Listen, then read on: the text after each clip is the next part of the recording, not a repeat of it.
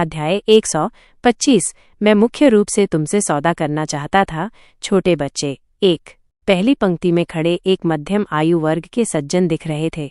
उन्होंने हाथ बढ़ाया और धीरे से अपने चश्मे को ठीक किया। उन्होंने किताबी अंदाज में कहा, तो बताओ, तुम कितना चार्ज करना चाहते हो?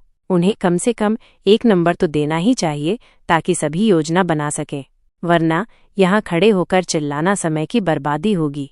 बूढ़ा आदमी काफी बूढ़ा लग रहा था, लेकिन उसकी आंखें विशेष रूप से चमकीली थीं। उसने आसपास के मेहमानों पर नजर डाली और अचानक एक हाथ फैलाया। कम से कम इतना। जब सभी ने उसे अपना हाथ खोलते हुए देखा तो विद्वान मध्यम आयु वर्ग का व्यक्ति हंसा। 500 युआन है ना, तो मैं तुम्हें ये देता हूँ। ये कहकर वो अपनी जेब से पैसे निकालने ही वाला था। अप्रत्याशित रूप से बूढ़े आदमी ने अपनी आंखें घुमाई और चिल्लाया, किसने कहा कि कीमत 500 युआन थी? ये एक खजाना है। क्या सच में तुम्हें लगता है कि तुम इसे 500 युआन में देख सकते हो? इसमें कम से कम 5000 युआन लगेंगे। जब उन्होंने सुना कि देखने के लिए 5000 युआन लगते हैं तो आसपास के सभी मेहमानों ने हूटिंग की। मुझे लगता है कि ये बूढ़ा आदमी झूठा हो सकता है। देखने के लिए 5000 युआन लगते हैं। कितना घृणित। मुझे ऐसा नहीं लगता। शायद ये चीज अच्छी है, इसलिए वो इतनी कीमत मांगने की हिम्मत कर रहा है। सिर्फ देखने के लिए 5000 युआन लगते हैं। ओ माय गॉड, उसके हाथ में मौजूद चीज की कीमत कितनी होगी? इस क्षण लियू युन की आंखें कान से कलाकृति पर टिकी थीं। ऐसा लग रहा था जैसे उसके दिल में एक ग्रेनेड फट गया हो। पहली नजर में वह बता सकता था कि यह कान से कलाकृति असली थी। इसके अलावा ये कोई साधारण चीज नहीं थी। ये 3 पैरों वाला कड़ाही थी। प्राचीन काल में इसका उपयोग एक अनुष्ठानिक बर्तन के रूप में किया जाता था। इसकी निश्चित रूप से एक शक्तिशाली पृष्ठभूमि के साथ साथ गहरा सांस्कृतिक और ऐतिहासिक महत्व था। ये निश्चित रूप से एक अच्छी चीज थी। जैसे ही लियू युन के विचार उमड़ रहे थे, मध्यम आयु वर्ग के व्यक्ति ने पहले ही नोटों की एक गड्डी निकालकर सौंप दी थी। ये ठीक होना चाहिए, है ना? प्राचीन वस्तु व्यवसाय में हमें निश्चित रूप से देखने से शुरुआत करनी होती है, तभी खरीदार सहज महसूस कर सकता है ना? देखने वालों ने भी जोरदार ढंग से सिर हिलाया। ये समझ में आता है। बूढ़े आदमी ने पैसे छीन लिए और बिना गिने अपनी जेब में ठूंस लिए। फिर उसने धीरे से कान से कलाकृति को अपने सामने रखे कपड़े पर रखा और कहा, मैं तुम्हारे सर्कल से नहीं हूँ। मैं तुम्हारे सारे दांव पेंच नहीं समझता। मैं सिर्फ इतना जानता हूँ कि तुम मेरी चीजों को तभी देख सकते हो जब तुम भुगतान करो। विद्वान मध्यम आयु वर्ग का व्यक्ति नाराज नहीं हुआ। उसने जमीन से कान से कलाकृति उठाई और ध्यान से उसे देखा। जैसे ही उसने उसे देखा, वो विस्मय से चिल्ला उठा, यहाँ के कोनों को देखो। यह सब समय के साथ बनी कान से जंग है। यह रंग बहुत सुंदर है। इस वजन और बनावट के साथ ये निश्चित रूप से नकली नहीं हो सकता। इस पैटर्न को देखो, ये स्वर्ग से मिला सबसे खूबसूरत उपहार है। जब मध्यम आयु वर्ग के व्यक्ति के बगल में खड़े लोगों ने उसकी विस्मय भरी बातें सुनी तो उनके दिलों में गुदगुदी हुई। अगर यह असली था तो ये निश्चित रूप से अनमोल होगा। लियू युन के दिल में एक जलन महसूस हुई, इसलिए उसने बूढ़े आदमी से पूछा, तुम्हें ये कहाँ से मिला? बूढ़े आदमी ने अपनी छाती पर जोर से थपकी मारी, जिससे एक दबी हुई आवाज आई, मैं तुमसे डींग नहीं मार रहा हूँ। हमारे पूर्वज भी बहुत शक्तिशाली व्यक्ति थे।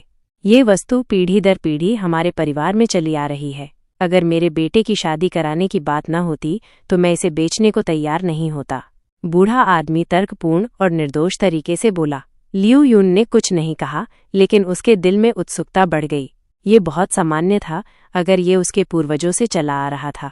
अन्यथा अब बाजार में कान से कलाकृतियां आसानी से कैसे देखी जा सकती थीं?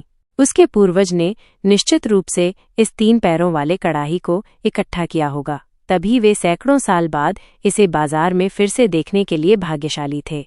लियू युन ने जल्दी से पूछा, तुम इसे कितने में बेचने की योजना बना रहे हो? 2 लाख युआन। मैं इससे कम में नहीं बेचूंगा। बूढ़े आदमी ने अपना हाथ फैलाया और 2 का इशारा किया। फिर उसने लियू युन को देखा। युवा आदमी, मैं देखता हूँ कि हम बहुत करीब हैं, इसीलिए मैंने तुम्हें दोस्ती के नाते ये कीमत दी है। ये पहले से ही मेरे दिल में सबसे कम कीमत है। इससे कम कुछ भी निश्चित रूप से सवाल से बाहर है। 200,000 युआन की ऊंची कीमत सुनकर लियू युन हांफने से खुद को रोक नहीं सका। क्या उसे इसे खरीदना चाहिए या नहीं? अगर ये असली था तो इसकी कीमत 10 गुना अधिक होगी। भारी मुनाफे के बारे में सोचते ही लियू युन की आंखें चमक उठीं। जैसे ही लियू युन विरोधाभासी महसूस कर रहा था, उसके बगल में खड़े मध्यम आयु वर्ग के व्यक्ति ने आश्चर्य से अपनी जीभ दबाई। उसने अफसोस के साथ कान से कलाकृति को नीचे रखा और कहा, क्या अच्छी चीज है। इसे वापस ले जाकर पारिवारिक विरासत के रूप में मानना बस अद्भुत है। हालांकि ये कीमत मेरे लिए बहुत अधिक है। ऐसा लगता है कि मैं केवल ऐसी अच्छी चीजों को मालिक बदलते हुए देख सकता हूँ। उसने सावधानी से कान से कलाकृति को जमीन पर रखा और बूढ़े आदमी से कहा, मैं वस्तु को उसके मूल मालिक को लौटा दूंगा। आपको सावधान रहना होगा। मध्यम आयु वर्ग के व्यक्ति को जाते हुए देखकर बूढ़े आदमी ने भौहें सिकोड़ी और अपनी जेब से नोटों की गड्डी निकाली। गिनकर और 500 युआन निकालकर उसने बाकी पैसे मध्यम आयु वर्ग के व्यक्ति को लौटा दिए। मैंने आपसे जमा के तौर पर सिर्फ 5000 युआन लिए थे। चूंकि आपने इससे खेला है, इसलिए मैं आपसे 500 युआन चार्ज करूंगा और बाकी आपको वापस कर दूंगा। आसपास के मेहमानों ने समझदारी भरी प्रतिक्रियाएं दी। हालांकि इस वस्तु से खेलने के लिए 500 युआन बहुत महंगी कीमत थी, लेकिन इससे ये उजागर हुआ कि ये कांस्य से कलाकृति कितनी असाधारण थी। 200,000 युआन की कीमत मेरी बजट सीमा से पूरी तरह बाहर है। अन्यथा मैंने इससे खेलने के लिए 500 युआन खर्च किए होते। यह वास्तव में महंगा है, लेकिन यह एक कांस्य कलाकृति है। इसका मूल्य और इसके पीछे का अर्थ असाधारण है। ये बूढ़ा आदमी काफी ईमानदार है। वो आदमी जाने ही वाला था, लेकिन उसने फिर भी उसे रोका और पहल करके पैसे वापस कर दिए। ऐसा लगता है कि वो एक अच्छा इंसान है। कहानी जारी रहेगी।